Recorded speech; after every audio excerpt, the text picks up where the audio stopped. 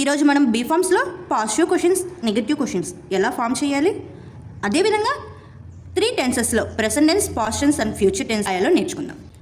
First మనం present టెన్స్లో ఎలా రాయాలి క్వశ్చన్స్ పాజిటివ్ అండ్ నెగటివ్ చూద్దాం. మనకి పాజిటివ్లో am is are plus subject ending question mark పెట్టాలి.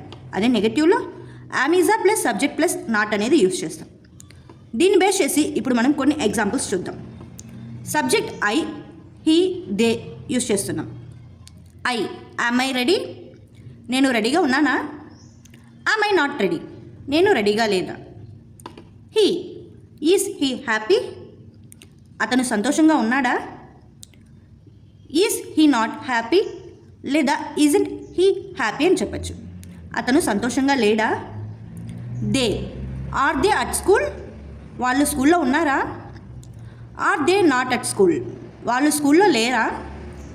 లేదా ఆర్ఎంట్ దే అట్ స్కూల్, ఈ విధంగా కూడా మనం చెప్పచ్చు. ఇప్పుడు మనం పాస్ట్ టెన్స్లో పాజిటివ్ నెగటివ్ సెంటెన్స్ ఎలా రాయాలో చూద్దాం. పాజిటివ్కి was were plus subject use చేస్తాం. అదే నెగటివ్కి was were plus subject plus not అనేది యూజ్ చేస్తాం. I, was I busy, was I not busy. She use చేస్తున్నాం.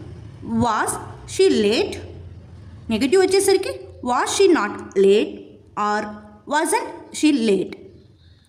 వి, were we at home, were we not at home లేదా weren't we at home అని మనం చెప్పచ్చు. ఇప్పుడు మనం ఫ్యూచర్ టెన్స్లో చూద్దాం. పాజిటివ్ నెగటివ్కి పాజిటివ్లో will be plus subject use చేస్తాం. నెగటివ్లో will not be plus subject use చేస్తాం లేదా won't be plus subject use చేస్తాం. సబ్జెక్ట్ మనకి ఐ యూ యూజ్ చేసి ఎలా రాయాలో చూద్దాం. Will I be there, will I not be there లేదా వోంట్ ఐ బీ దేర్ అని యూజ్ చేస్తాం. యూకి will you be there, will you not be there లేదా వోంట్ యూ బీ దేర్. ఇక్కడ మనం బాగా గుర్తుపెట్టుకోవాలి, విల్ సబ్జెక్ట్ వచ్చిన తర్వాత నాట్ అనేది యూజ్ చేస్తాం.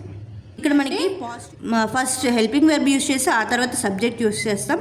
నెగటివ్ అంటే ఫస్ట్ యామ్ ఈస్ ఆర్ ఏదైనా యూజ్ చేసి సబ్జెక్ట్ యూజ్ చేసిన తర్వాత నాట్ అనేది యూజ్ చేస్తాం.